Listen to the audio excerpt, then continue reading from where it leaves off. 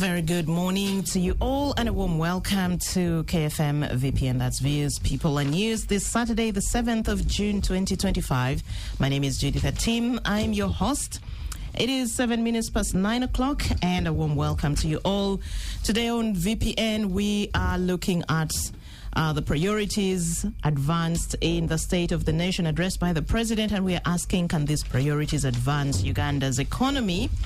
And I'm happy to be joined in the studio by Ms. Boniki Choncho Mutunji, who is a governance specialist. Good morning, Bonnie. Good morning, Judy. You're most welcome to the show. Thank you. Good morning, dear listeners. It has been a while since we last had you here. Yes, Judy, it's been a while. Yeah, I've been around trying to maneuver, but most importantly now, it's a hot season for us because I am back in the race Mbarara City as woman MP Mbarara City. You well know I have the flag for the NRM, Mbarara City. I have to protect and make it stand again on the 16th of July 2025. That's when you're holding your primaries. Yes. So the reason I've been a bit up and to be more scarce because it's hot there in the city, Mbarara. I think it's getting hot everywhere. It's the season. But we certainly wish you the very best. Thank you. I also have with me Dr. Fred Muhumuza, who is a development economist, consultant, and currently is the director of the MOOBS Economic Forum. Always a pleasure to have you with us, Dr. Muhumuza. Thank you very much. Good morning, our listeners and viewers. And my other guest is just on his way here. I'll be letting you know as soon as he arrives. So very quickly, let us start with news highlights. What made it in the news this week? We start, of course, with the State of the Nation address, which was delivered by President Museveni on Thursday at Kololo Independence Grounds. The president mainly gave the major achievements of his government in the financial year 2024-2025 and also set priorities for the coming financial year. He spoke about a number of issues ranging from the country's economic standing, security, regional integration efforts, education, health, infrastructure, agriculture, and several others. But he kicked this off with a tribute to some notable people who have since departed, including a number of notable Ugandans and the late Pope Francis. Also at this point here at KFM, we extend our condolences to Captain Francis Babu, who lost his son last Saturday. That's Cedric Babu, who died in Nairobi, Kenya. Cedric will be laid to rest today at his ancestral home in Kamengo, Mpigi district. Babu and Cedric have had previously appeared on our KFM talk shows several times, and we pray that the Almighty God grants his soul eternal rest. And also Muslims in Uganda and around the world marked Eid al-Adha yesterday, while others are still celebrating it today, which is one of the biggest holidays in the Islamic calendar, commemorating sacrifice and submission to God. In Uganda, the Muslim faithful thronged mosques, Islamic centers, and other designated places to partake in the prayers and this feast of sacrifice. Yesterday, the first day of 4 days of the Eid al-Adha, was a public holiday, with schools and public offices closed to let Muslims enjoy the day with their families, friends, and their loved ones. From us here at KFM, to you all our Muslim brothers and sisters, we still wish you, we say Eid Mubarak. And on Thursday, the Electoral Commission handed over the certificate of registration to the People's Front for Freedom, meaning it is now a political party that is recognized in Uganda. PPF had completed a successful and uncontested registration process. The handover was done at the Commission's offices along 7th Street Industrial Area, where PFF's acting president, Arias Lukwago, Bueju County MP Francis Mwijuche, and other key promoters of the party were present. The party has vowed to kickstart registration of its members across the country. This now means PFF can officially operate as a political party in Uganda, participate in elections, and engage in political activities just like other recognized parties. And the PFF traces its origins to October 2021, when a group of opposition figures led by Dr. Kiza Besigye launched it as a pressure platform to advocate for political and social change.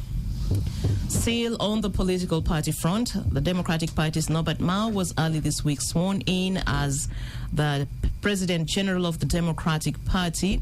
He was on Monday evening elected DP President General for a fourth time after beating Dr. Lulu Mebaiga and Elia Alitia in a chaotic delegates conference held in Mbarara City.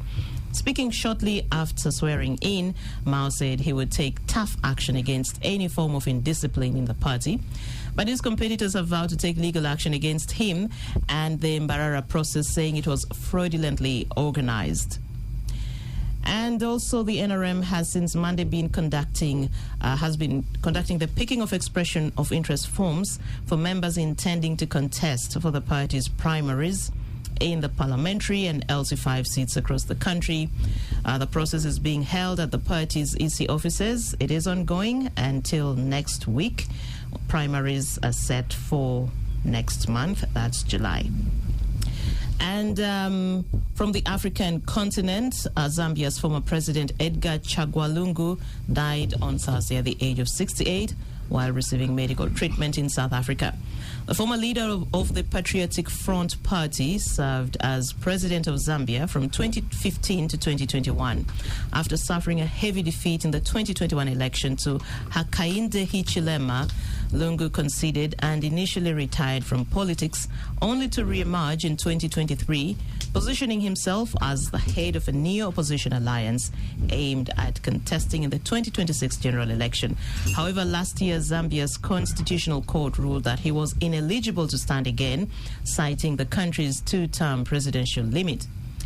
And from the White House, U.S. President Donald Trump and Elon Musk have fallen out, and this fallout has escalated following their disagreement over what Trump describes as a big, beautiful bill, which erupted into a public feud on Thursday. President Trump has dismissed Musk as a man who has lost his mind, saying he was not particularly interested in reconciliation, adding that the poor guy's got a problem. The president's spat with the world's richest man began when Musk called his signature tax and spending legislation a disgusting abomination, urging senators to kill it. A very disappointed Trump hit back, claiming Elon knew the inner workings of the bill better than almost anybody and had no problem with it, something that Musk immediately refuted. Well, gentlemen, lady, Dr. Ian Clark is here. My other guest, I promised I would let you know he's here as soon as he walks in, and I wanted to give him a minute to catch his breath. Good morning, Dr. Ian. Good morning. Good to have you on the show. Thank you. How is farming and entrepreneurship going? Yeah, good. Going well, yeah. Okay, that's nice. Going well. Good to have you on the show again. Good to be with the font of economics, knowledge, wisdom, since I'm just a poor farmer. I'm actually reading your coffee statistics. So that's economics. Well, I'm glad you both are here. And so just very quickly, I was presenting you, of course, the highlights, what made it big in the news this week. So I would like to just get a few comments or reactions from you on just pick any randomly. I think I should start with you, Bonnie. Yes. Good morning once again, dear listeners. As you've heard, Bonnie Chonchom Tunchkasheja is my name. Current NRM flag bearer Mbarara City for Women's Seat, and who has just picked the nomination forms, meaning that ready and steady to continue with the struggle of representing people as the woman MP for Mbarara City. I thank everyone who has supported me in the process and who is still supporting me. Yes, of course, as I've said, I'll pick things that concern the area that I'm currently in.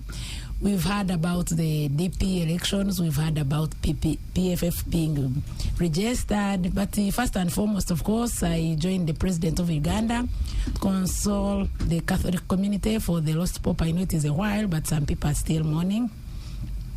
And every other person that has lost his dear one, the family of Babu, we are sorry for the loss of your son, the Gambian, the president, and everyone who has lost. We are really sorry, and we console with you.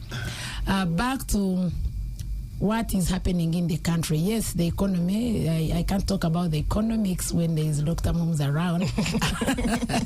I'll leave that. I'll talk about you because you are the economy. But the area which I understand best, as Judith has put it, is governance. Yes, we want to congratulate Honorable Norbert Mao upon his victory into the new other term as the DP president in Uganda.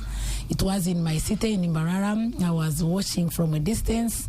It was not really a nice exercise because where it is in the middle of the city. People were jumping faces, people were chaotic. There were different registers in the place. I was talking to the GISOs and the ISOs around. They are saying that they had rough time to contain the situation because everyone thought there were different registers of DP members, and each one was claiming that this is the right register. We thank God and the NRM government that they managed to contain the situation, and there was no spark of abnormal chaos of injuries and what. So on that, we give a credit to police, we give a credit to all security organs that ensured a smooth process to come out with the leader. I am not a DP, I am the NRM, but I would say that we should do better generally as politicians.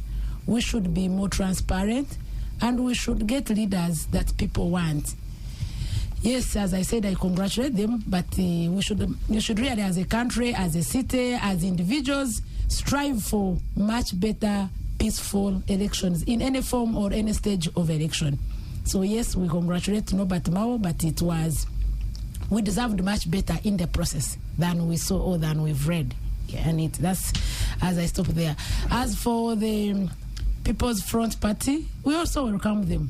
The good thing is that Museveni opened up for multi-party system, and whoever feels like should come in the space, they are all welcome. Let them visit. Of course, it's a bit unfortunate that it has been a lot of small portions of parties from one big party. I don't think, again, that's what a developing country should do, or a developed country should do, if we are to affirm our political spaces as different political parties. So we welcome them, yes. Let them join us in the race. We don't know yet who their president would be. I think for now they have not yet sat. But I can only say, as Ugandans, let's try to iron our differences internally, not to expose our differences. Let's have our leaders. Let's have a smooth ground for everyone to contest. Since it is a multi-party dispensation, everyone is allowed. All I can say is that we welcome them. Yes. Thank you.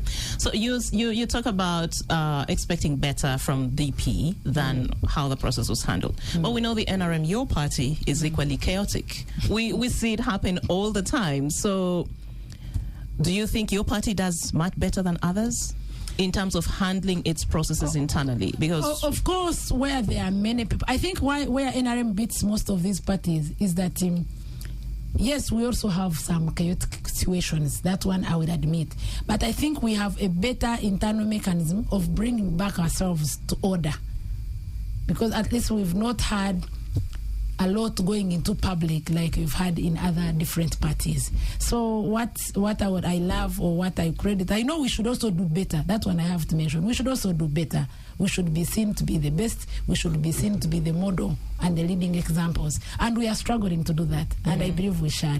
But the NRM, being that it's the massive party, sometimes because of numbers, you will always have a few rotten tomatoes in the basket. We are not yet there, but we are struggling to be there. Okay. Thank you. Dr. Muhumuza, just your quick thoughts or quick reactions about regarding any of the issues that made it big in the news in the last week. Well, like President began with those who've lost loved ones and the ones who have lost, to Captain Babu, my condolences. Also lost a dear cousin of mine, Dorothy Kakonge. Sorry. To cancer. Now, the Babu case was to heart. These are non-communicable diseases, very expensive to treat and to handle. So that begins to speak volumes to us on how we balance out prevention of the other treatable diseases. The President has been emphasizing prevention, but the ministry still seems to be inclined to curative approaches. But if we are to raise enough money to deal with the likes of cancer and these non-communicable diseases, the budget is not going to increase of health because of so many things that are straining this budget, including debt itself, which is not even for debate. So the only way we can find money for the health sector the education sector, the roads, and we'll be discussing this further, is really how efficiently can we deploy our resources to get the most that we can out of the limited budget that we have. So for me, those are some signals going forward. I know it's going to be a political year. We had thought we would increase salaries for teachers of arts. Then the politics walked in. At that point, you say, well, let's first clean out the politics. Hopefully it goes and stays, but nowadays it doesn't stay because they spend their money and a bit of our money in the campaigns. Then they go and spend our money in Parliament when they go there. So we need to sort out the cost of politics in this country because it is becoming unbearable on the economy, which economy is really having a lot of strain. There's no way you provide services to the people without money. So I saw the long list of roads that the president has listed. Some of these roads, like the one Ian Clark uses going to his farm, has been like that for 5 years or more. It's almost a decade. It's been breaking down. I mean, they started to fix the road between Mubende and Mitiana and Mubende, and then they stopped. Obviously, there was a budget problem. Yeah. And then the road now also between Mubende and Chenjojo, especially Chegegwa and Chenjojo, is really breaking down. They used to sort of go along and fix the potholes, which was okay, but now they don't bother at all. No. So it's really a question of not bothering. The budget is not there because when this Busabala incident happened again on Rajiv. But Fred, I would say you know the saying, a stitch in time saves nine.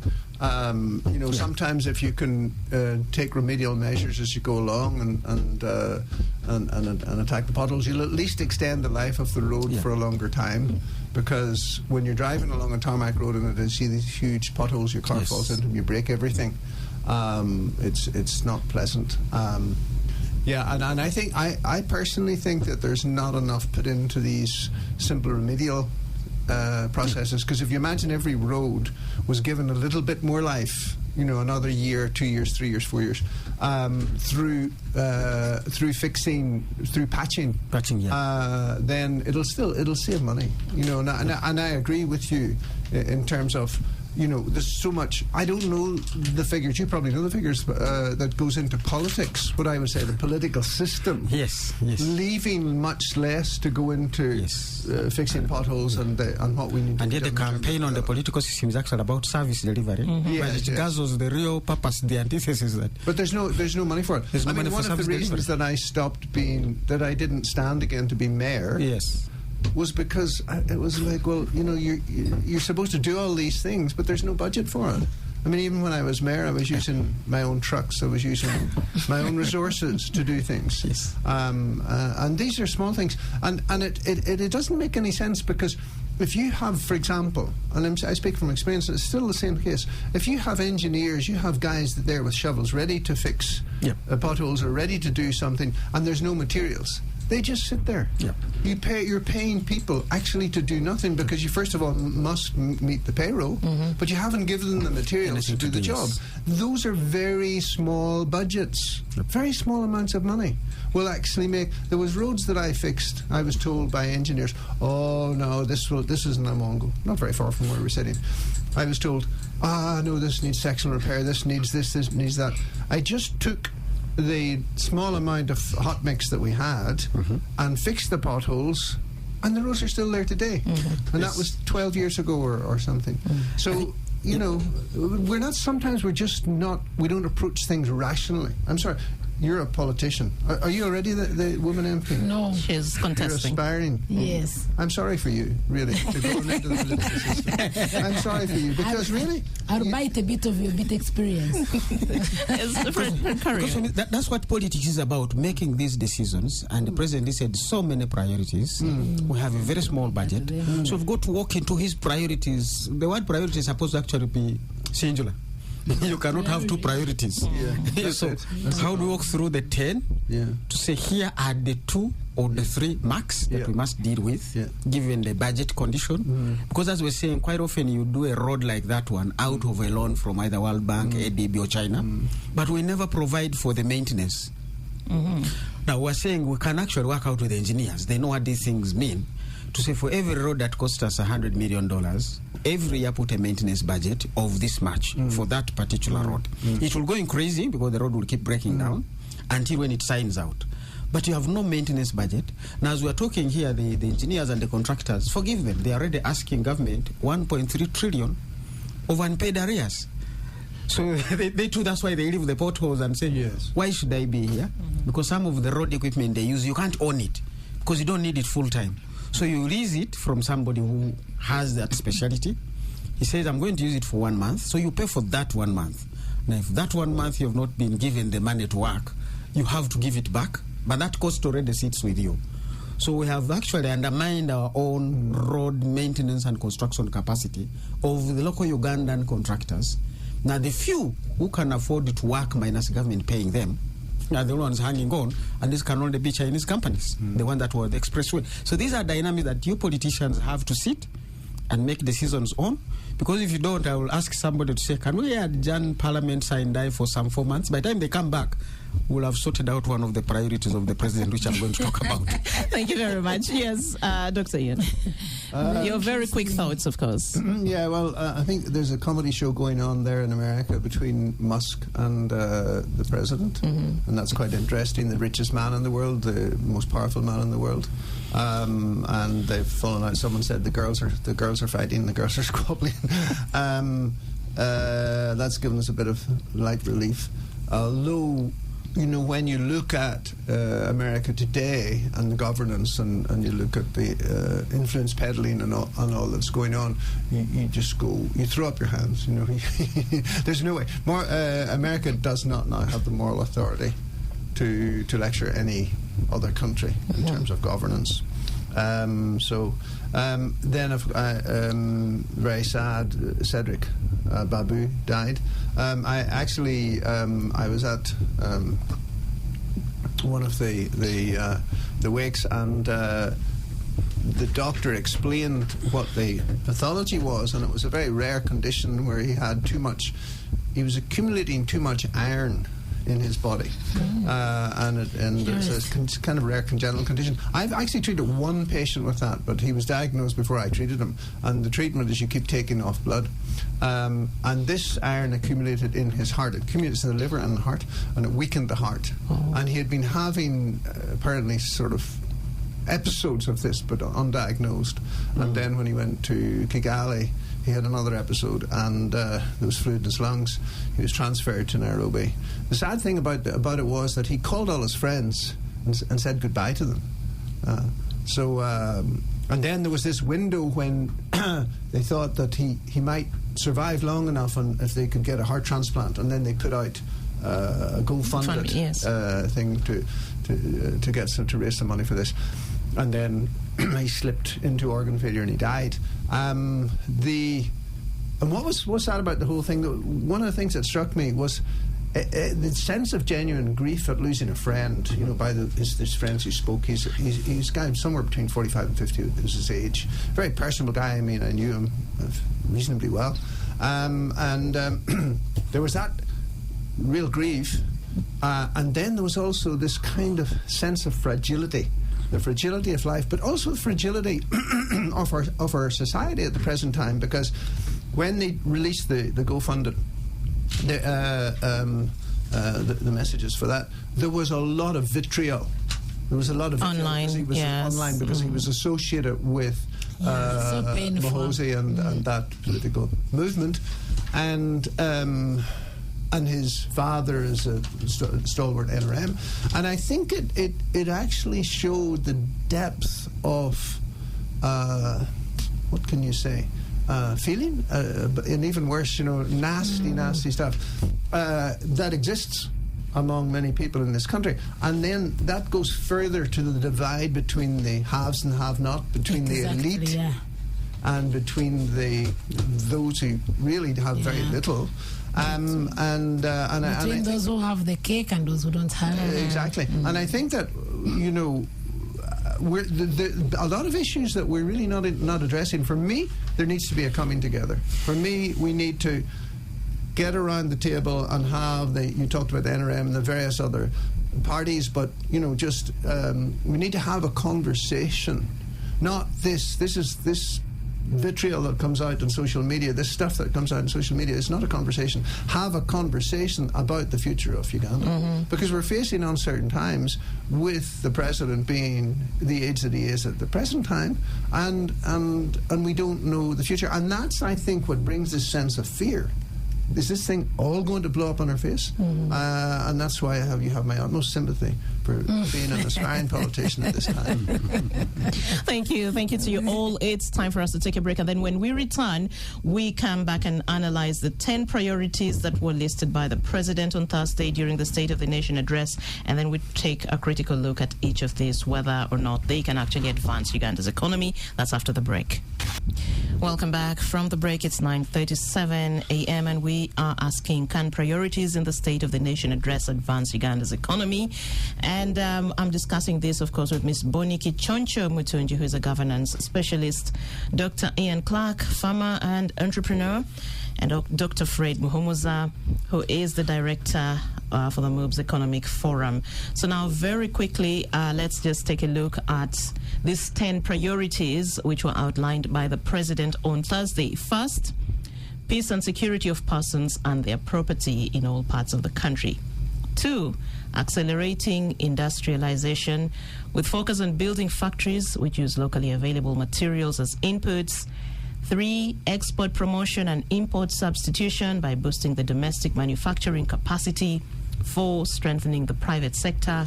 5, increasing market access for our exports, both in the regional markets such as EAC, COMESA, and others, and international markets.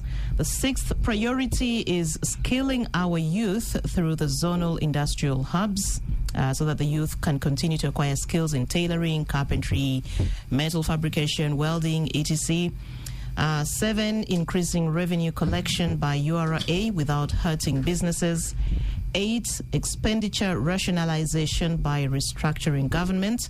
9, fighting corruption. And 10, ensuring that the remaining 33% of homesteads still practicing subsistence agriculture join the money economy. Thank you, Judith. As you said, in governance, when you're looking at these 10 priorities, for me, I would actually pick out 1 or 2. And let me pick out the very first one. Peace and security. Most of us, when they talk of peace and security, when they talk of peace, we think silence of guns means peace. I would want to bring it to the attention of all dear listeners that having peace goes far beyond silence of guns and war.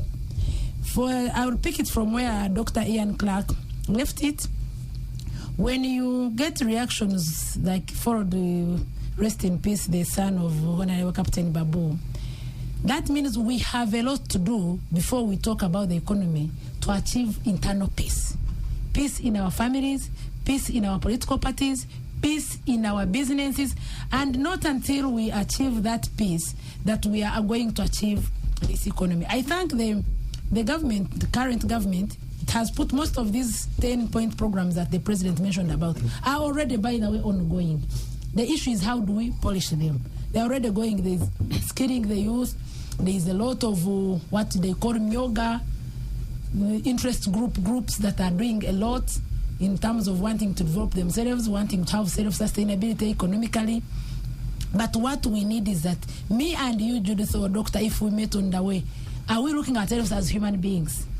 Are we looking at ourselves as people with one blood? Do I know that if anything sparked in Chiseka, it has no eye to select who is who?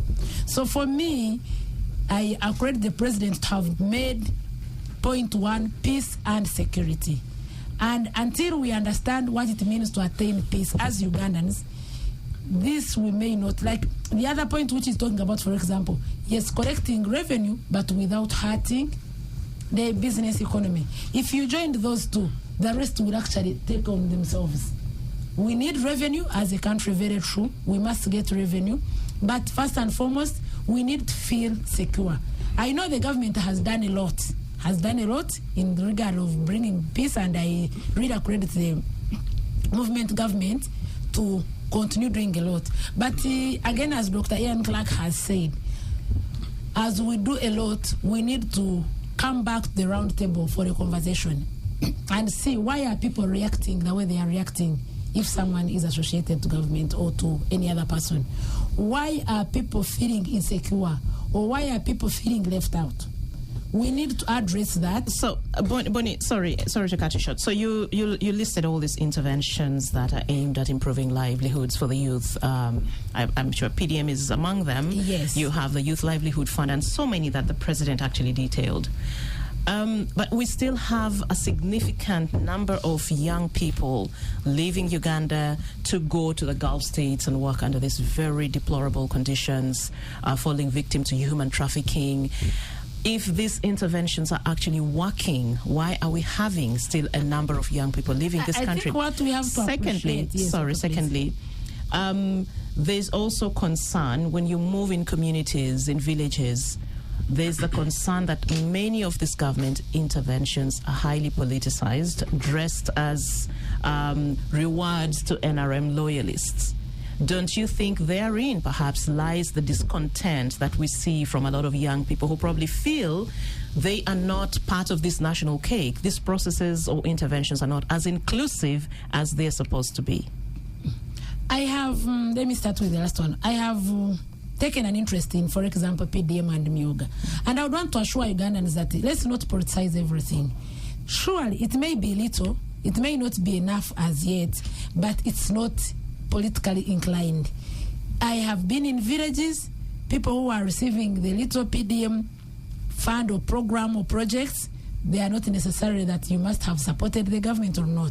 This is a universal program, or these are universal programs. When they are giving out, I've seen people from Sarun receiving a little money, I've seen people from villages, and they were never asked which party they belong to. That one, I think it's us, it is the public which wants to politicize it, but the government has not politicized those programs. Would you mind, Bonnie, if I make a comment about that from my experience of, you know, I agree with you, not everything's politicized, but one of the issues in terms of money that comes from government is people call it free money.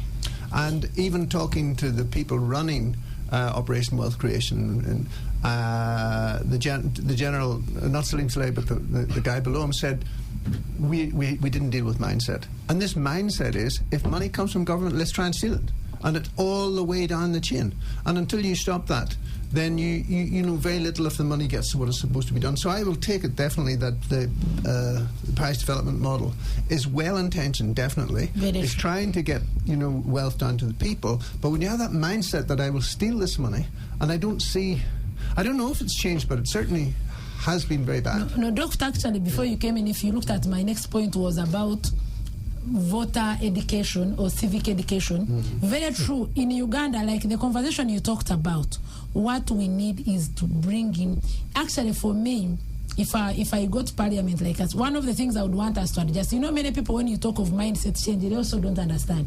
One of the first priorities, in fact, that should have been included in this is how do we make people's mindset change? How do we advance mindset change programs? Because you are right, as I've told you, I have practically seen how this money is distributed. It's not at all politically inclined. That one I will ascertain, and I thank the government. There is nowhere where they say, bring your party card and we'll give you this money. No, it's money for Ugandans. But most of us, most of the people in this country, our minds must be changed. It is the same thing that is actually affecting and bringing a lot of voter bribery, commercialization of politics, because people think that if you are contesting for a position, you must bribe them. Similarly, some people actually are the ones who go politicizing this kind of programs like PDM, saying that, you know what, the president is bribing you to vote him, but don't return the money if after all it's your money. Those are the detractors of government programs, and we must deal with that kind of conversation. That one I agree with you, Doctor. Those are detractors. It's detractors who are politicizing these programs. It's not the government. What we have to accept your first program, your first question about, yes, going to Middle East for jobs. The truth is that the population is growing faster than the industrialization. And I think that's why the president is still bringing the issue of industrialization. And we have to accept that we have not yet got sufficient industries and factories and business centers and organizations that can accommodate our youth into job or into employment. So that's one we have to accept, that it's not yet, we are not yet there, and it's one of the reasons the youth are going, because our industrialization has not moved as faster as our population. And that, I don't think we need to always blame it to the government. Even if the government changed now, I don't think this would be done in 1 or 2 weeks. We only have to emphasize mindset change that will accept every Ugandan to understand that these monies are given are for development, not for consumption. These monies given are not a bribe to vote any leader. They are for you to sustain yourself economically. And we have to accept that, yes, at times one of the issues we have to accept is that, yes, tax is necessary, but we must also, I'm glad the president has put it very right, that we must let businesses flow. Because once you also focus on tax alone and you don't let businesses flow, that means you're denying people unemployment. That means you're making people more redundant. When you go in the villages like me, who is now in the campaigns, one of the issues why there is a lot of commercialization of politics is some level of redundancy of the youth. I think, Doctor, when you contested, you know why that. So some people are waiting for politics to get to earn a living. And that, as I've said, it is, for me and you, it doesn't matter which party you belong to educate our people on what it means to choose a right leader. We all need it. It doesn't matter which party we belong to, we all need it. For people to understand that a leader is not this one who buys you. A leader is not this one who has bought more alcohol. A leader is someone who has the views and who you see in her or him, the views that will be represented to bring development to the Wananchi. But who are the people who started the commercialization of politics? I think if you asked randomly, most people would still point an accusing finger at the NRM. One of the reasons why they are choosing a finger to NRM is because that most of us, including me and you, most of us seated here, it is the government we've seen. Because it's the government we have seen, because it came in when I was in primary, meaning I have not seen any other government. No, I mean in terms of party lines, okay? You have the biggest numbers always in parliament, and that has, even when we opened, when the country opened the space for multi-party politics, you have the biggest numbers. And the commercialization seems to be more of a bigger problem within your party than in other parties. Not that they don't, it doesn't exist elsewhere. No, I wouldn't accept that. It's just that because the NRM are majority all over the country, but I have not seen, even if you came to Uganda where opposition has a big number of politicians, they are still using money to look for votes. So when you target NRM, that's not being very analytical. It's just that because I've not seen a person who is contesting, irrespective of the party, where I say, and he say, for me, I am very clean, I have completely... I didn't say that. I said it does exist elsewhere. Yes, please. But it seems to be more pronounced with your party. I still would think it's because that the NRM has majority members everywhere, and those are the ones they see. But I don't think, when we are tackling the issue of commercialization of politics, in my view, Doctor, is that we should tackle it as a country, not putting it on any political party. Because, one time when... So, if I can interrupt you. Please. The thing is, you're talking about politics, the commercialization of politics, and it's a very good point. Because now, politics is business, business is politics in Uganda today. It's one of the biggest sectors for people to gain money from. True. But however, I don't want us to get drawn down that kind of alleyway, that blind alley, maybe not a blind alley, but I would love to hear the Dr. Muhamuza tell us about the priorities, about these 10 priorities. I know what I feel, but I'd like to hear the experts. We're coming. I wanted her to finish, then I moved to him. Yeah. So that's why I was saying, because Judith asked me 2 questions about why people are going out, if we think these priorities are working, to look for employment, and the issues of commercialization of politics. And I was saying that the fact is, which of course Dr. Momza will talk about, I said today I will not talk about any economics, we have the doctor. The fact is, the level at which the industries in Uganda are growing is still less than the level of population growth. Population growth is growing much, much higher. So we have not yet reached the level of consuming the necessary job market. So that one, we may not stop it now today, even if the government changed it because of those obvious factors. Then again, I said one of the issues is that, which I agree with you, Dr. Ian, that we must put intended programs for every Ugandan on mindset change. Because we are, I am ending saying we are competing against ourselves. We are like, at one time there was an issue in the Western, Global Bus and Taus Bus. When Taus came in, Global cut the price to almost 20,000 to go to Mara. Taus also cut. They kept cutting. They realized they were not meeting the cost of maintenance. So they had to come on the round table. They were both competitors like within politics. They had to, the owners of Global and Tausi had to come on the round table and say, what are we doing to ourselves? That's the kind of conversation.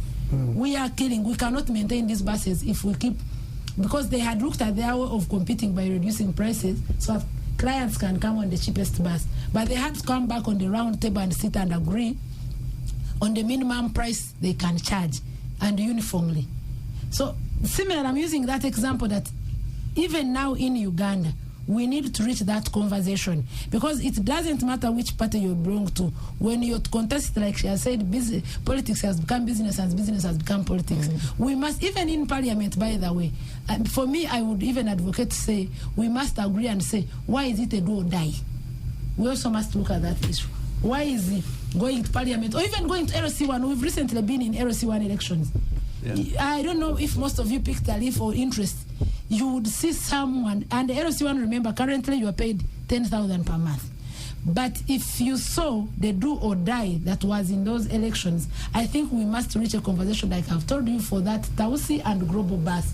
Why are we killing ourselves? Because we are all getting affected, irrespective of which party we belong to. Thank you, Bonnie. Let me move to you, Fred. The priorities and, of course, whether they actually work for the good of advancing this country. Yeah, well, I've said you don't want to have 10 priorities. Too many. Ian Clark is a doctor here. You know what happens in theater. You have one priority to get that life out alive. That's your priority. Now, the rest of the things of whether I need blood, I need what, are revolving around that one priority. Yeah, so they are I cut your leg, I will solve it. They are really subsets of the other one. So I would even remove peace and security of persons as a priority and say that's a given. That's not for debate. Yeah. So put it in its own category, because everything revolves around peace that. Yeah. So that one, and it's really a guzzle of resources, because we are in a very fluid situation. We have South Sudan, we can't hand it over. It's part of our peace and security. You have Somalia, we have a volatile DRC, and also have our own internal tensions that need to be kept. So that budget is definitely going to be up there, and you can't debate it. And unfortunately for us, the geopolitics of the global dynamics, we had a meeting here recently where the Europeans and Americans simply said, well, we are not going to be involved in Somalia. They were the ones who have been funding those missions. Now, do we withdraw? These red ants will fall on us. So that's not for debate, but as we've said in our political and budgeting and prioritizing, and you have to allocate that resource. And it's not going to be anything less than about 10 trillion to that venture out of our 72 trillion. Those two items, which are not for debate, you have your budget finished. Literally. Is that about 60%, 70%? It would get close to that. Yeah. The debt servicing? The debt servicing is about 38%, and defense. So you literally have over 50% of your budget is not for discussion. And now you can begin to speak from there, and you have your wage and then the non-wage. Development in this budget is literally about, and I was reading the reports, development is about 9.1%. So these are your roads. They are packed in that 9.1%. They are not going to pick out anything, because that's just about 7 trillion for your development ventures. Because the bulk is non-wage, 41% of that budget. Define non-wage. Non-wage is really all these things of inland travel, you're repairing certain things. These members of parliament are really non-wage. A lot of their things are allowances, they are travel abroad, all those kinds of things. And that's why I like to one priority, because for me, workshops and meetings, all sorts of things are in there. Special foods, sometimes they come in there. And I'm like, why do you close allowance? Why do you want to invite a government official and give them a special meal of 130,000? They would be happy to get their meal of 8,000 downtown, and you top up that into their salary. Because for them 100,000 an increment on salary is better than the special meal. True. That possibly even went through corruption, because the person organizing the meeting went to a hotel which will give them a kickback. They actually received it at 50. The hotel want to survive. All sorts of things are in there. So that's why I like, for me, if we are to arrange what the president is saying are priorities, and you say, can we sequence them? What should come effective 1st of July, or even before 1st of July, is the message he gave on restructuring government expenditure.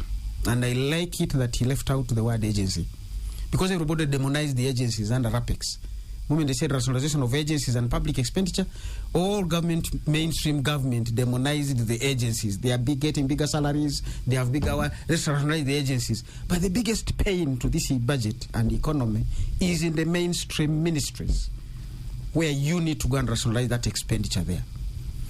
So until we do that, we won't be able to release resources to come and do this basic thing, the roads he listed, the security we've talked about, which budget is going to increase, and we don't want to be debating that.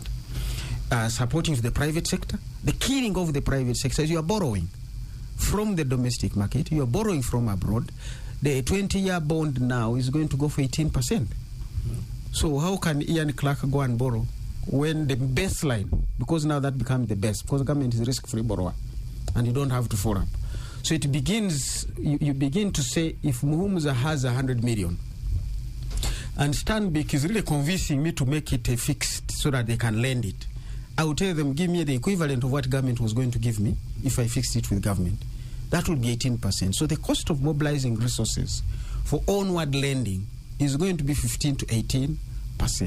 Now, there is no way I mobilize money at 18% as a bank and lend it to anybody at anything less than 25%, because I have my operational costs. I have risks that some of you will not borrow. So if the president says his other priority is supporting the private sector, the private sector badly needs affordable credit.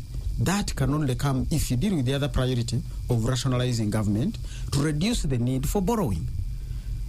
These, for me, are the dynamics that the economics now needs to come in and inform the president priorities.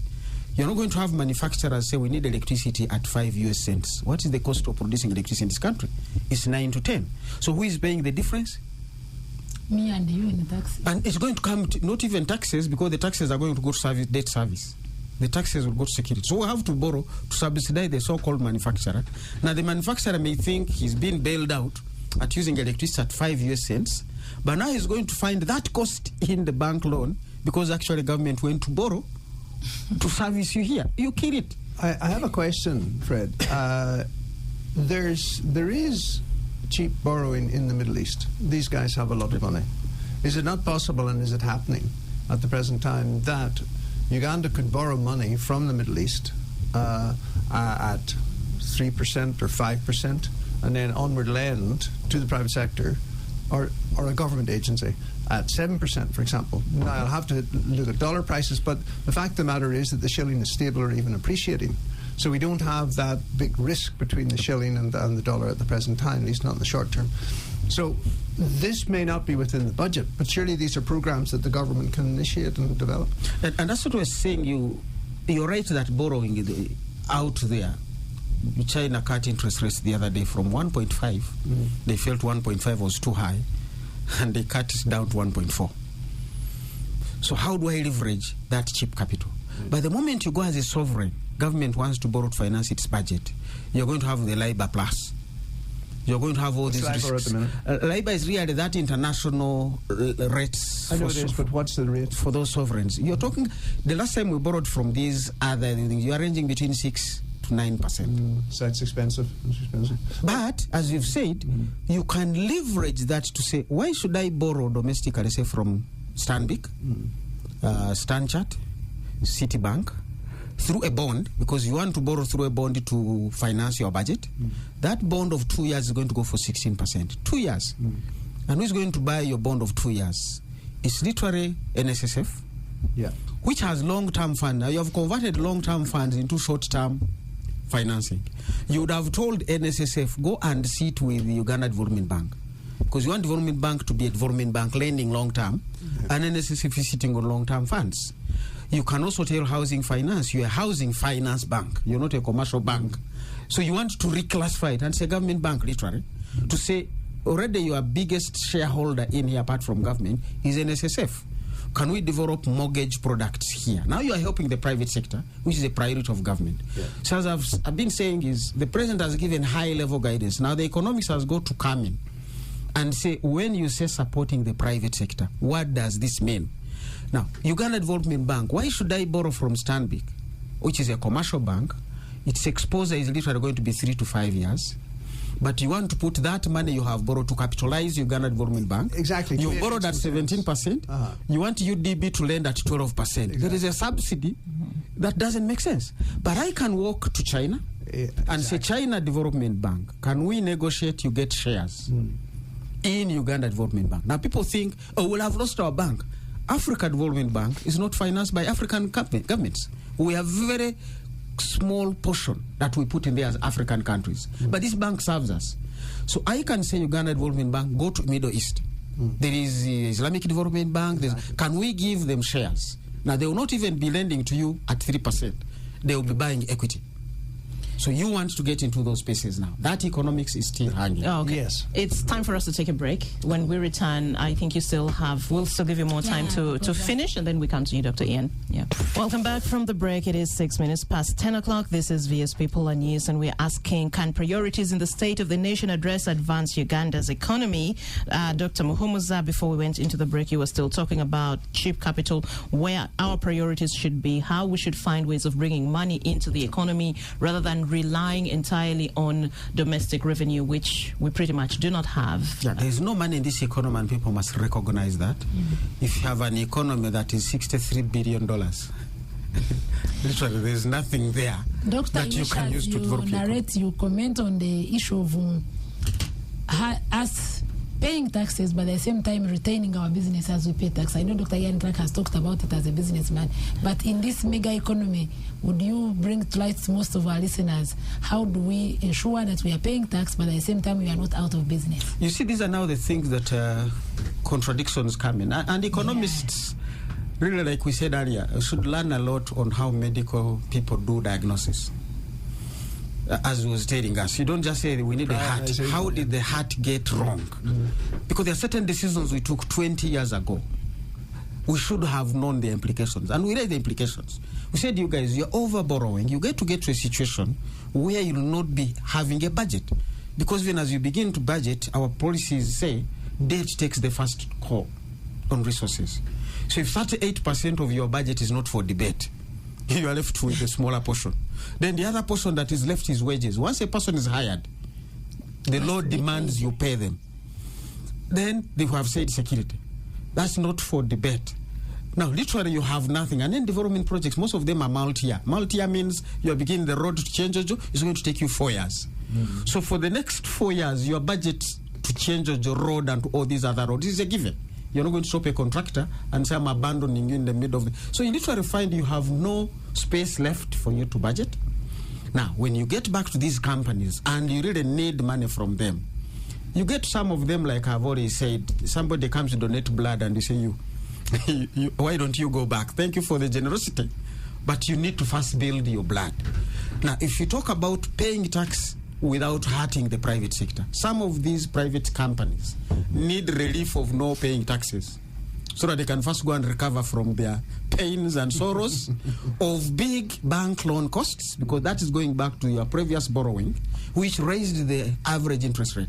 Let's get it right. We cannot grow this economy tenfold with interest rates from banks that are 25% and with no long-term capital. Because now people are trying to use bank financing to do long-term investments. Already that is a mistake on these companies. Because long-term capital requires very patient, long-term investment requires cheap capital, 5%, payable over 8 to 10 years. You only go to a bank, and even to the bank you should be really charged around 15%. As I've already told you, China is down to single digits. And you're competing with China when the president says competitiveness. Competitiveness with China, which is lending to its entities at less than 2%. You're going to find the Chinatowns here. The best I can do in Uganda is trade, not do industrialization. Because I'll see what Ugandans need. If I produce it in Uganda, I will be out of the market because people can't afford what I've produced. So I'd rather become a trader and bring in the bags, bring in the shoes, bring in the pens, bring in the notebooks, because making them here is expensive. And I'm targeting that market. Because what can people afford? I went downtown to teach people. I said, why do you bring these cheap bags? They said, that's what people can afford. So even the trader and the manufacturer is looking at that market. And I'm glad the president for once now raised, maybe he re-emphasized it. We all talk about the East African market. But he says the market must be what can be, the effective market. Do they have the money to afford? That's why China targeted the European markets and the American markets. They produced for those markets. Now Trump thinks he can reverse that. The purchasing power is what you look at. So don't tell me targeting EAC, which is politically very, very fragile to begin with. Infrastructure-wise, Uganda has to go and do roads in Sudan and to access those markets, and has paid off because these are some of our biggest markets that you can access. COMESA is literally Kenya, Rwanda, DRC, and South Sudan, which is East Africa. So COMESA doesn't exist when you come to trade access.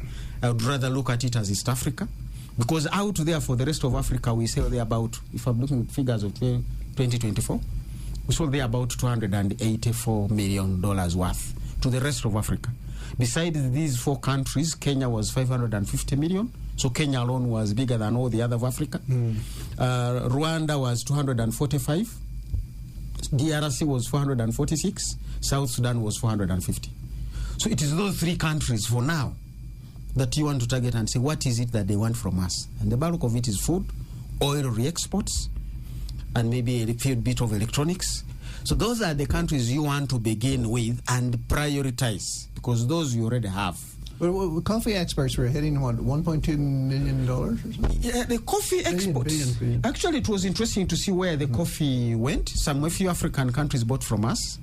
North Morocco, Africa buys. Sudan, Morocco, Algeria, Egypt, Saudi, a little bit of Kenya. But the bulk of the coffee went to Italy.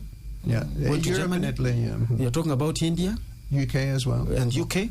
So again, you want to look at those and say, this is a private sector that is a golden egg for me. So who are these guys in the coffee sector? They brought us about $1.9 billion. Was it 1.9? Yeah, in that year of the other 2024. But the bulk it's of growing all the time. The bulk of it came from the price change. Yes, so we need to ramp up our quantity. Our exports. Yeah. We need to ramp up our quantity because the international price is a given. Yeah. So if you can increase your quantities, you'll still pick more. Exactly. Now, what are the problems with the quantity? That's why I said I get to Ian Clark and say, how can we increase tonnage per acre? Because the land is limited. Yeah. And we've worked with our friends in Nakori, and they are telling us, because we never did regulation on the seedling people, they produced and distributed anything. Yeah. So you have an acre that gives you less than a ton, and yet it can give you 3 tons. So if you only can have a strategy on how do we begin to gradually replace the low-yielding coffee trees and replace them with high-yielding coffee trees, you will hit 25 million bags in a space of 3 to 4 years. Thank you. That's for me the economy. So if you want to grow the economy faster, zoom in and have specific policies. Thank you. Exactly. And you talk about economics, I'll talk about coffee. Yeah, so actually that's what I wanted to that's a perspective I'd like some young people to talk to you about coffee. Exactly, great. So I want you to weigh in on these priorities using your lens as a farmer and as an entrepreneur. Are these priorities sound enough to actually move the country forward economically? Well, a lot of the priorities, if you take number 2, accelerating industrialization, export promotion, strengthening the private sector, increasing market access, these ones all relate around sort of growing the economy. And I think that, as has been said, our economy is very small. And we can't, you can skill youth, but if you've no... if everybody's competing for the same slice of cake, then it doesn't really take you further. So we've got to look at what will grow the economy, and definitely agricultural industrialization and agriculture can grow the economy.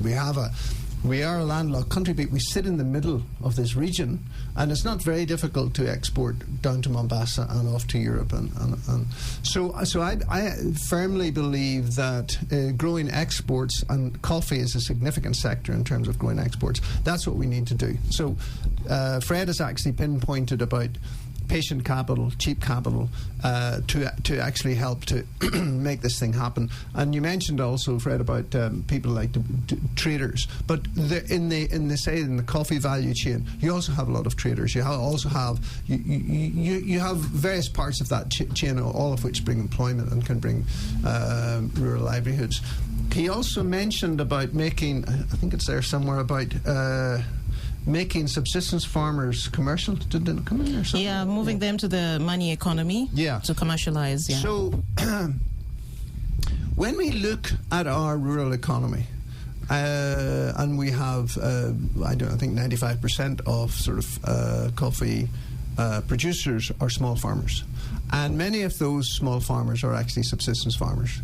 And the way I describe subsistence farming is people who don't account for their inputs. So I'm putting my labour in. Let's say somebody who raises goats. Everybody says, you raise a few goats, you send them off to market. But when you have your few goats around, you don't do any inputs for labour for looking after those goats, or they just eat the scraps around. And then when you send them off to market, then you just take the cash. It's the same when we have these guys who do short-term crops like maize.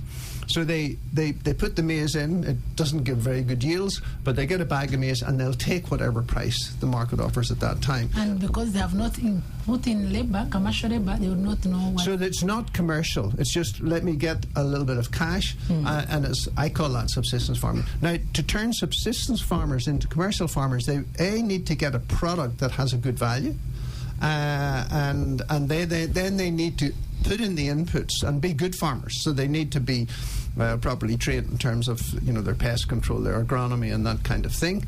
And then they need to put fertilizer on it and account for all their inputs and their labour, and then see if they're making a margin on that. And a small farmer can do that. And I believe coffee and cocoa are some of the best cash crops that people can grow at the present time. Cocoa has really surged at the present time, but coffee has also surged. I think coffee, I'm getting maybe 3 times the price I was getting like 3 or 4 years ago for coffee. Yeah.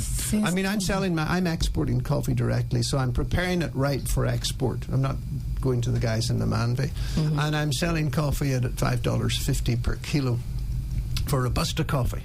And a few years ago I was selling it at $1.60. So you can see the rise in prices, but the other thing is it's a long-term thing. It's taken me 9 years. Now, it's a big farm. I had 1,500 acres. Now I have 2,200 acres because I've been able to take in some equity into the farm. And I have 800 acres in coffee. I'll double that to 1,500 acres. Those are big numbers for Uganda, but the same principle applies whether you have an acre or 1,000 acres. If you're doing good agronomy, then you can, and you look at your quality. When you improve your quality, you automatically improve your quantity. So you get better yields from your acreage, is what Fred was alluding to earlier. And then the prices currently are good. Now, the prices won't stay as high as that, but they'll not go back to $1 also. No, yeah. They'll still, because of climate change, because of they go up and down according to the crops in Brazil and Vietnam, but definitely the prices are going to stay very commercially viable. So if the problem is, there was a survey done a few years ago about grading farmers into good farmers, mediocre farmers, and poor farmers. And most people fell into the mediocre and poor farmer level. Because coffee is taken as, it just grows in your trees there, and then you pick it, and then you dry it on the ground, and if you're a really bad farmer, you strip it when it's green. And you dry it, and you produce poor coffee. But if farmers were paying attention, and then also given the training, in the agronomy, in the pest control, Doctor, in the how nutrition. Would you advise government and the citizens to reach to your level? Because when you look at the points that the president has raised, it is about bringing majority of, I would not say everyone, but majority of Ugandans into commercialization, and so that we can export better, fetch better and prices. I think that's what he was trying to explain, teaching them all these good agronomy practices. You see, and so on, if we used our political system, that those LC1s, those RDCs, those CAOs, and all such people, we're all singing from the same hymn sheet. which was about how we improve our farming in coffee or in cocoa or whatever. But let's target some things we can really make a difference in. We've gone to about 7 million bags. The prices have really gone up, and so we've gone to almost 2 billion in exports.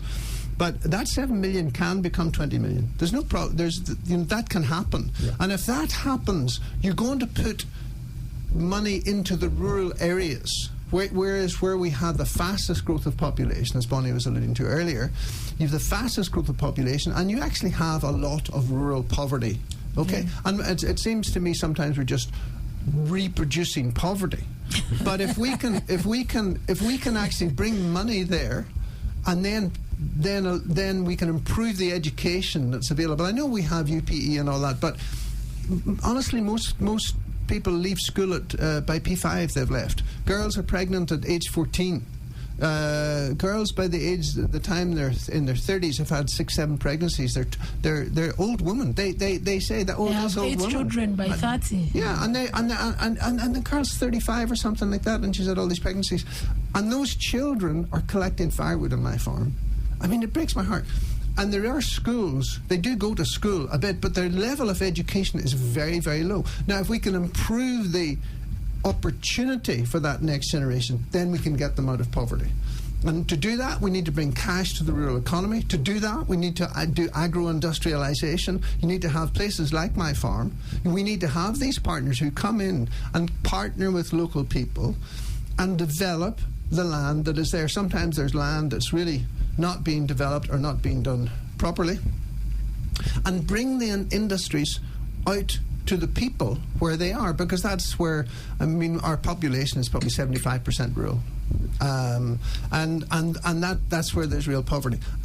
But we can actually put money in the pockets of people by better agricultural practices, especially in this coffee sector. We can double we can go to 4 billion, 5 billion, and that's money that's going into the rural economy.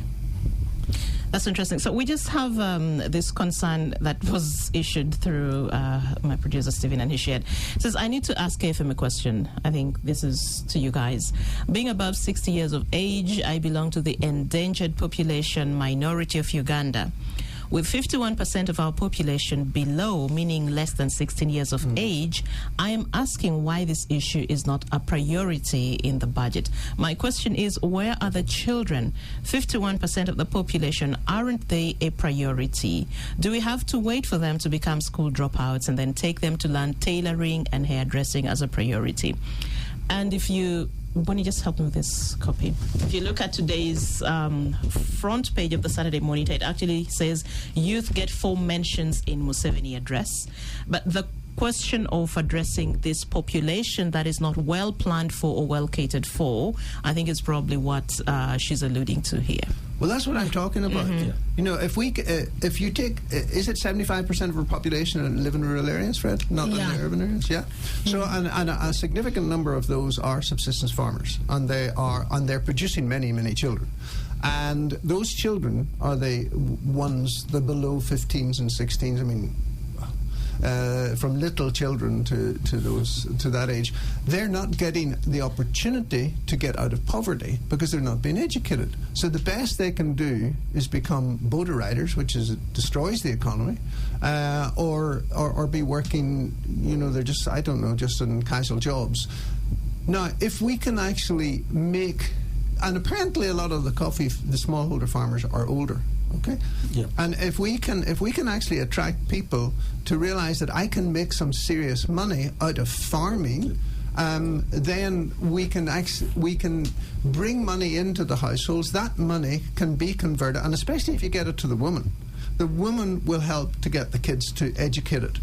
You know, it can get better levels of schools then if there's money coming into those areas, because there's an opportunity for the private schools and so I believe that the only way to stop this generational poverty is actually to get kids into education, and the only way to do that is to increase household incomes, and the way to do that is to get a cash crop that they can make a surplus from and become commercial farmers. I'd be interested in your opinion, Fred, as an economist. I would really even get to in terms of social benefits, last month you both gave us the numbers, and everybody would celebrate. Poverty is down 16.1% from 4 years ago. 21.4 thereabout. But then in the same report, they are saying net enrollment has dropped. I would expect the two to move in the opposite direction. That if poverty is going down, then the children are staying in school. Yeah. So for any master's student out there, I have a research topic for you, because you have a problem that something is not adding up. Yeah, very true. Either the poverty estimations and formulas are not right, because I don't want to believe the net enrollment is wrong. Because that's the reality of saying, is this dodo, is this cabbage? And these children here, they're not here. That's when you take it as a given, that net enrollment over this period has dropped. So it means that the decline in poverty is not translating into the social indicators that we would want to see. And yet, as we have all said, the benefit you can give these young people is education. And some of us are even arguing, but they're going to work in the Middle East. I've been looking through the numbers and these employment agencies, and sometimes we ignore the evidence. Majority of the people going into the Middle East now are not going for these other jobs that people were going for 10 years ago, where they're saying they are going to be maids and what. They're actually going into hotel catering. Yeah. And as long as the numbers in America, the biggest job creator in America last month was hotel and catering. Yeah. So what is wrong with preparing Ugandans to go in these places where hotel catering is actually creating job opportunities for them? They are going into as drivers, they are going as security guards. They're not security guards, the one that sit by the roadside. They're in supermarkets just to watch and say, oh, madam, your bag, where do I find this? So the job market has improved for Ugandans. The only thing you would add value to them is, can we begin to teach a little bit of Arabic so that they can diversify their languages? I know many Ugandans, because of knowing French, the whole of Africa is available for them to work. Canada is available because Canada is bilingual. So if you know French and English, you have a big advantage to enter Canada and get a job. So we need to begin looking and saying, skilling, tailoring, welding. No.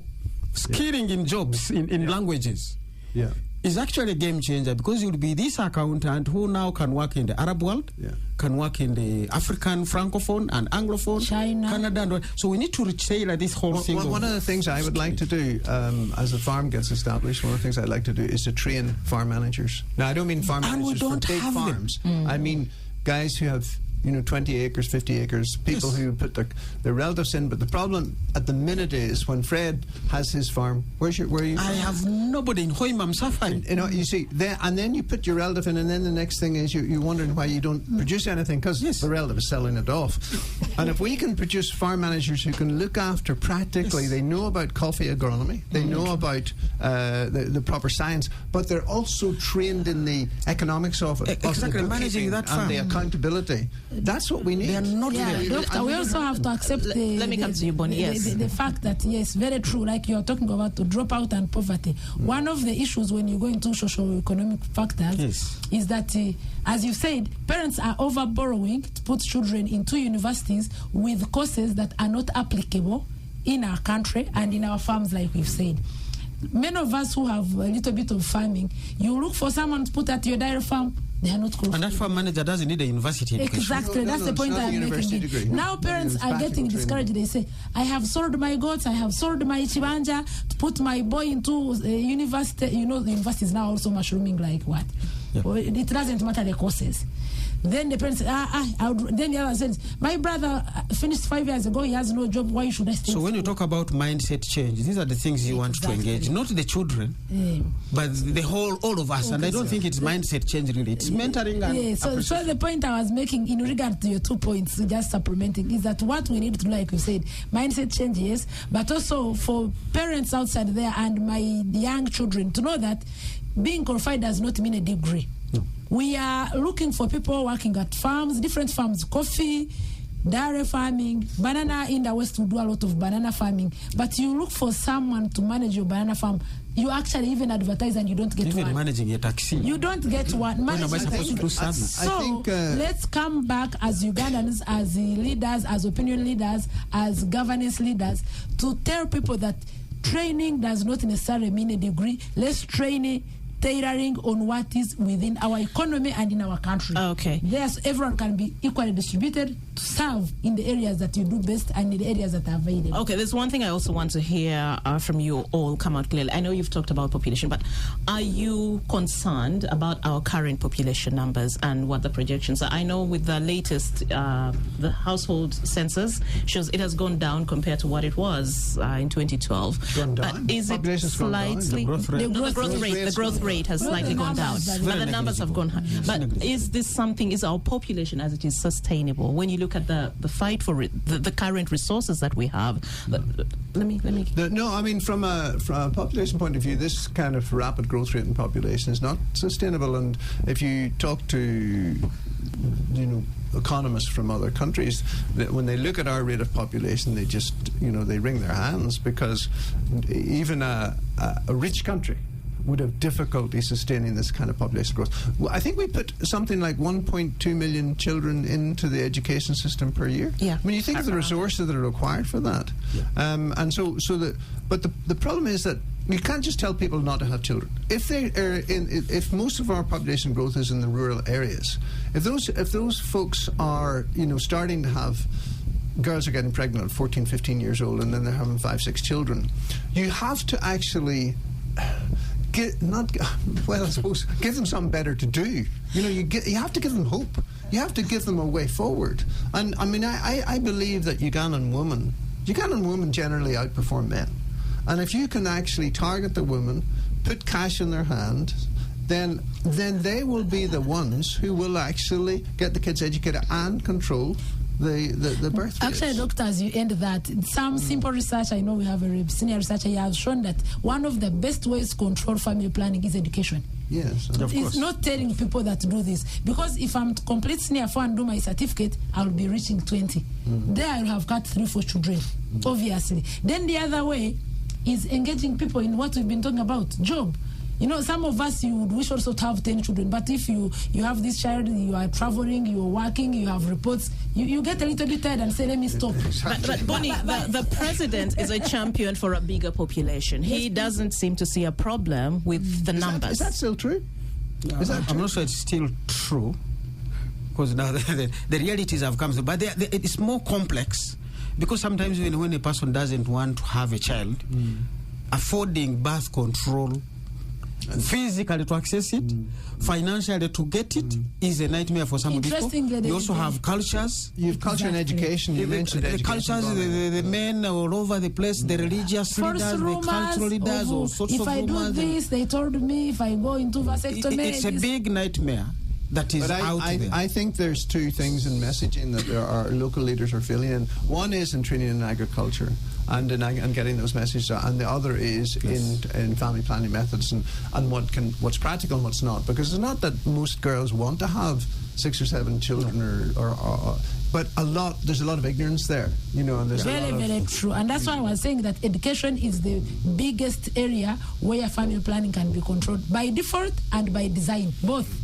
By default and by design. And those are the things we need to address if we are to grow tenfold, because if you have this big burden, both on the household and government, our capitation for education is too low. And to increase it with 8 million children in primary is a big budget that you can't find unless you get into, I'll read the list of the non-wage later on. It's annoying. So we're going to take a break in 2 minutes' time. But I also would like your thoughts on the 500 billion economy growth that the president has projected by 2040 or before 2040. How feasible is this? Now? Well, I did the simple financial calculation and said, if I have 50 billion and I want to grow it to 500 billion in 15 years, at what growth rate should I be?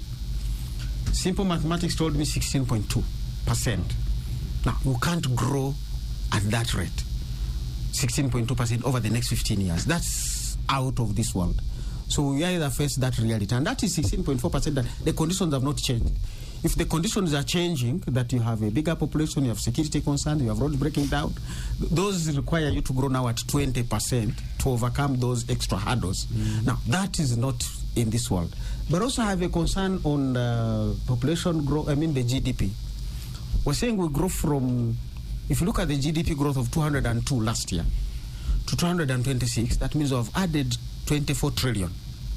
24 trillion of the extra in this 1 year, divided by the base of last year, gives us a growth percent of 11.9%. So did this economy grow by 11.9% GDP? So either something is not adding up, because we didn't grow by that 11.9%.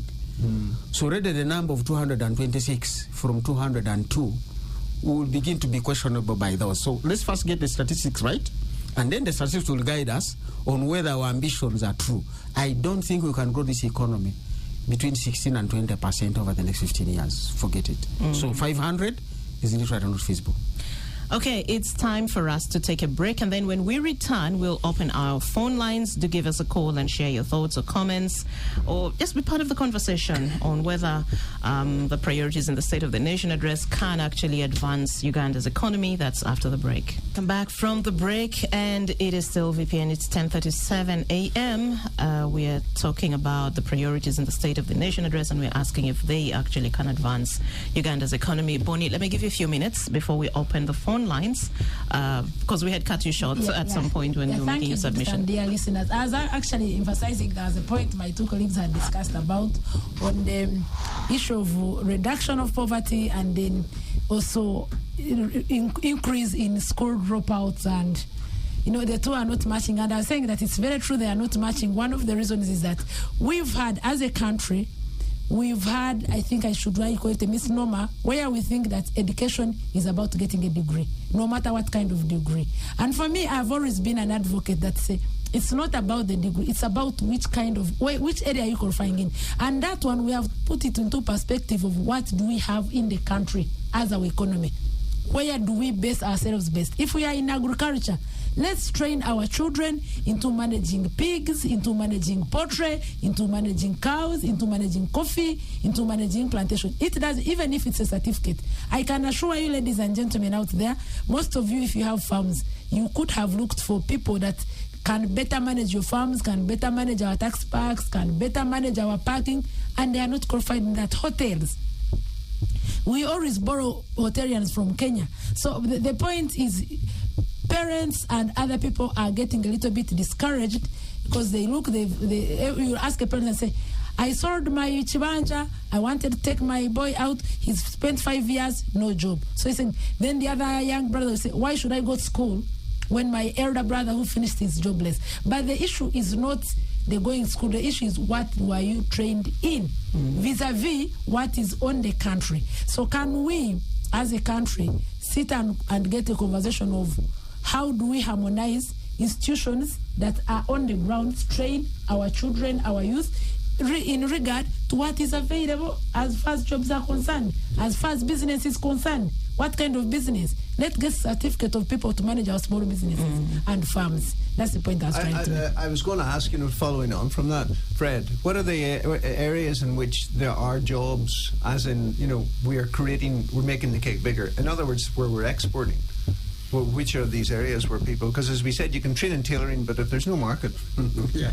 The economics is very simple and basic. It says the demand for jobs is indirect. I don't come to look for people to employ just because I want to create jobs. I first get people who want chapatis, then I come and say, who can make chapatis? Exactly. So if you really want to create jobs, it's not even about starting with the skilling. Start with creating that need. There are now people in this village who need chapatis. There are people in this village who need border services. Now, once those are there, the border fellows will automatically come in. So the supply side we are using is the wrong side. First, let people get money to spend. As they come to spend, they will demand for certain services that will now create the jobs. So you want to say, where are the job opportunities? Where have you created the demand for people? And that's why Americans, as we were saying earlier, they want to cut taxes.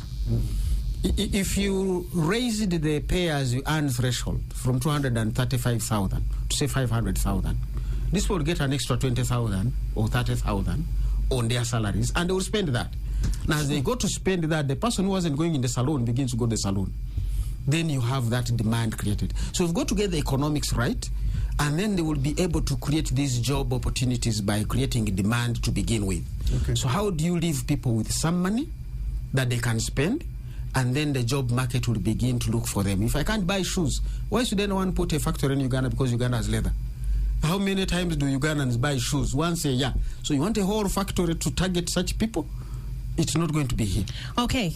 Thank you very much, Dr. Muhumuza. Let's open the phone lines. You can give us a call on 0393 933 933, 0393 262 933, 0393 262 934, 0393 266 933, 0701 933 934, 0751 933 900. Hello? We've lost that one. Hello?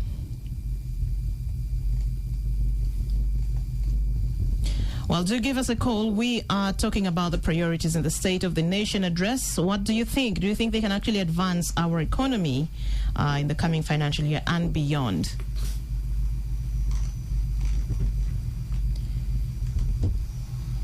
Hello? Okay. Well, I think we can just carry on with the discussion internally as Stephen tries to troubleshoot the phone lines, and we see. So as we've said, when you create the opportunities that will create the jobs, now the next thing is to say, how do we finance the businesses that are going to employ these people? You go back to the earlier discussion we had, the interest rates are too high, so even the person who started the salon, it collapses. But that's where these girls were working. The guy who started the welding company can't invest, because remember, we come to buy when these things are finished. So how did the guy pre-finance the welding service so that he can put a window there that I can come and buy from him? If he's borrowing at 30%, if he's borrowing at 15%, then he has a problem. So it's a whole ecosystem that the president said, how do we strengthen the private sector? For me, that is a whole mouthful of tasks that we need to be looking into. Then the jobs will flow in. But without that, you have a problem. And there, by the way, I don't relate education some of these days with the survival of livelihood. Look at a civil servant with a degree, some of them with masters, earning 1 million. This guy rents a house of 600,000. Takes children to school. He has transport for himself to come and work and earn that living of possibly 200,000. He has food at the office, which finishes his budget. Now, the other person you're saying never went to school, who sells chapati in his neighborhood, works there, makes a profit of possibly 20,000 per day. That is 600 profit. He's better than the degree holder who is employed by government. Dr. Muhumuza, that's how I was saying that if we don't make our priorities right in regard to education, that's why the educational dropout is increasing, because people are not seeing. So, Fred, also the other issue that I think I would also like to hear from you, the impact of the aid cuts on our economy. We are planning to, of course, and also how we are intending to finance, of course, our big projects, EACOP, the standard gauge railway, and so on, and what this also means to whether it's going to burden us even more in terms of debt and so on. If I was to sequence really the president's priorities on some of these things, I would say let's first finance the mining company, so that we get our minerals out of the ground, get our money, use that money now to do the standard gauge railway. Because right now you're going to suffer borrowing to finance the SGR. But is that getting the minerals out of the ground, and getting money for it, is that not a time lapse of several years? There are some minerals you can get out quickly, like gold, and gold already has proven to us. A lot of gold here is literally transit gold. It's coming from other countries. Yes, we refine it here, but we have our own gold here. Getting it out of the ground is not that much of a hard nut to crack. So that for me would be priority number one. How do I finance and capitalize the mining company? But also, as we've said, not through the government budget. Find equity partners to come here and say, guys, let's set up a mining entity here. Bring your equity. I bring my equity as government. The licensing is part of my equity, and get that gold out. You'll get the money, which now is government money and can finance your long-term development projects, like the railways and the power dams and the roads we're talking about. So that for me would be priority number one to put on the table, because it can bring in money. We are gone at the days where the Ministry of Mining and Minerals, Energy and Minerals should be just a guzzle of resources. It can put money on the table. But because the mining component was covered up by the energy part, so everybody thinks the Ministry of Energy is Ministry of Energy, gas resources. But it's also a Ministry of Mines. and minerals. Those minerals can generate our resources, and we have put the law in place. We just need to capitalize that mining company. Not necessarily through the budget, as I've said, but find equity investors. Wagaga is already doing a good job in the east, and that can be a good example on how do we get the minerals out of the ground. Tanzania has done a success story on that. So that, for me, is one side. Otherwise, the aid cuts are going to hit us. They're already hitting us. We're looking at the numbers on how much pay as you earn we have lost because of USAID closing. These are the people working on USAID projects who earn 10 million, 15 million, 7 million, and therefore when you say pay as you earn on a 10 million is 40%, that's already 4 million per month from that one individual. You're looking at so when you say taxes, but people have lost tenants. Because we are beginning there to say how much have I lost as revenue, as government, that's already in billions. Then you come to the real estate sector. You go to the schools, these are people who do pay fees and finish all of them at once, so the school can run, while other handlers are paying in installments, but at least the school has some money. So it has a ripple effect. It's not just what cut out, and I was here in Uganda, we can survive on our own. Fuel, these are people, remember, every time you consume a liter, that is 1,500 paid in taxes. So when all these vehicles are now parked, which were USAID projects, paper industry, you have that challenge. But also we are beginning to get the HIV reflow. Because the drugs may be there, but the last mile is always these NGOs and what that are supported by the drop points. Some people can't come to a clinic to say I need the HIV drugs. But these USAID-funded civil society and community-based organizations had built that whole network. People know each other, they pick for each other, they even check on each other. Have you taken your dose? So all those are things that are coming back on the aid cuts, and the aid cuts are still continue. So we need to re-strategize. We cannot do a budget anymore based on those old things. I'm glad the World Bank is back, but I was looking at where are they coming back into. Education, the old schools, but we've already discussed whether education is for the parents and for the what. They are coming back in that space, but also they are coming in the refugee areas. Now, you need to come back and say, is this what I really needed as a priority of government? As a government. We have refugees and the other guys are pulled out.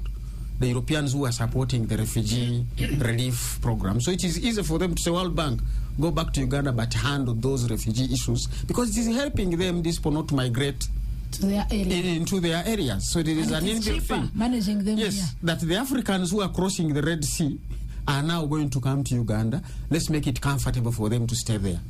But those are the kinds of dynamics you want to say the World Bank is back, but which World Bank did I want? These roads of Museveni, I wanted the World Bank in that space. They are yet to get to there, but this is their opening space. They are not yet into there. I want AFC. The AFC is a development investor arm of the World Bank. Now, we don't have that much in Uganda, so we really need to think through and say in the 9, 10, 11 priorities of the president, how do we structure our way going forward, especially as he's writing his manifesto, which will run if Honorable he and their team obviously go through like I expect them to do. What do we do over those 5 years? Definitely. And also remember, we are getting into a heavy spending season. It's an election year, and we have also this bloated expenditure that comes, you know, to cover the cost of elections and so on. Yeah, of course, we have, very true, this is going to be a bloated expenditure. But on the other hand, this money is within the economy. Dr. Mumza will agree with me, yes. As the politicians spend, as we spend, sometimes it's, on the other hand, it's a good thing that it is within the economy. It's not outside the economy. But as you've said, as we start to begin or to plan for the next 5 years, we need to have leaders that really focus on what development is. Yeah. I think if we lose that, if we just go in as politicians, we are killing our country. So I plead for fellow politicians who are contesting, who are aspiring, and those that will retain their seats, that let's go into parliament with a plan of ensuring that Uganda gets better industrialized, Uganda gets better education, Uganda gets better health for people to work and earn, Uganda supports the economy in regard to what is already existing. Let's use let's do what we call a SWOT analysis. Where do we have our strength? How better can we support the strengths that we have? If our strength is in agriculture, what do we need to do to improve our agriculture income? If our strength is in minerals, God has blessed us with minerals. What do we need to do? So for me, it's more of a call that all of us who contribute to policy influence, who advocate for policy influence, who contribute to making policies and regulations, let's be sympathetic to Ugandans and look at the economy in a clear perspective of how best can it help a Ugandan to come out of poverty or to reduce poverty? How best can it help a Ugandan to have a better living space? How can we create more jobs? Because the issue, we would not run away from it. I am from government, I am an NNPR person, but we are not going to run away from the fact that we still have an issue of job scarcity. We still have an issue of youth not being placed very well where they're supposed to be placed. And to do that, we must have sober minds to discuss our budgets on where do we reduce, where do we cut, which one is better suited for development and which one is for luxurious development. So for me, it's more of an appeal to all leaders. We are different leaders, even NGO sector, teachers, opinion leaders, those who influence the governance trends of this country. Can we all be sober and discuss areas that will bring Uganda into more of a developing line process than deterring the developing process? Can we look at taxes that benefit a Ugandan? For me, I normally say, if anyone has tried business, really we need to say, yes, we must pay taxes, but are these taxes helping me and you and my children to come out better? Lastly, on education, let's do our best to design education that suits our country, that suits our rural areas. Let's not mind the kind of purification, because sometimes these days when a child first gets a job, say, Mommy, can I go for masters? Mommy, can I be paid for PhD? But in what? To do what? And where? That's a discussion we need to have. That's very interesting. So thank you, Bonnie. Dr. Ian Clark, let me come to you. Of course, I'd also like to hear your thoughts about how politics or elections generally tend to affect implementation of programs, basing on your past experience as a mayor. The problem is that the business cycle gets affected by the politics. So the business cycles in Uganda are sometimes short. We have an election every 5 years, and usually in an election year, people are conservative as far as investments concerned and business is concerned. So although the politics does bring money into the economy, it's kind of being recycled, and it's not necessarily growing the economy. But, I sort of feel that we need to target those things that actually grow the size of the cake, because we have a cake that's very small, and if we can. And if we look at where our poverty is as well, as I said, a lot of that's rural. But in fact, most of our industrialization is concentrated around Kampala.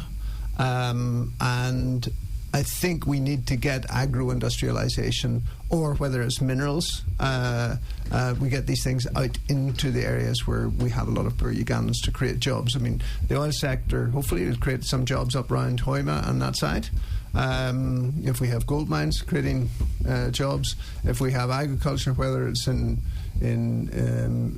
exportable crops and processing, then that's also creating jobs.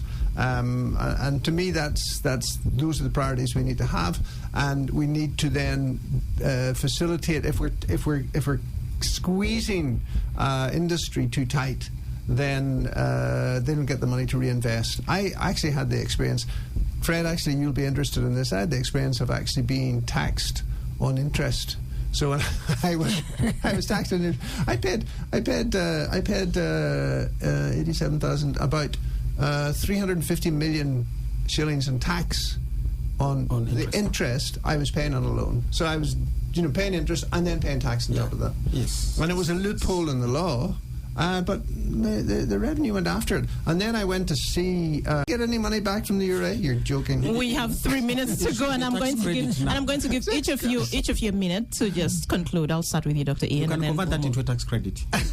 That's what they won't do. I haven't got the paperwork for it, so they obstruct you getting money anyway, any which way. No, I think we need to facilitate. I think some of these priorities, as I said, there's about 5 of them which have to do with facilitating the private sector in terms of developing exports and growing the economy, and I think that's what we need to concentrate on, and we need to try and get that money into the hands of women in the households so that they in turn could create opportunities for the next generation. Okay, thank you. Yes, thank you, Judith.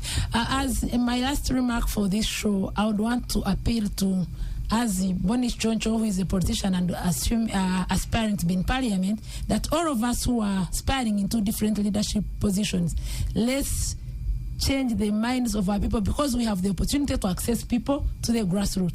Can we change their mind by telling them to focus on things that increase or support industrialization and development, because what we need is jobs. What we need is people being engaged and chase away redundancy. That's when the economy can grow. That's when the peace will come. The 10 points that the president has listed can only come if people get engaged constructively and busy, and if we become realistic in the policies and regulations of this country, especially leading to industrialization and job creation. Thank you, Bonnie. Fred?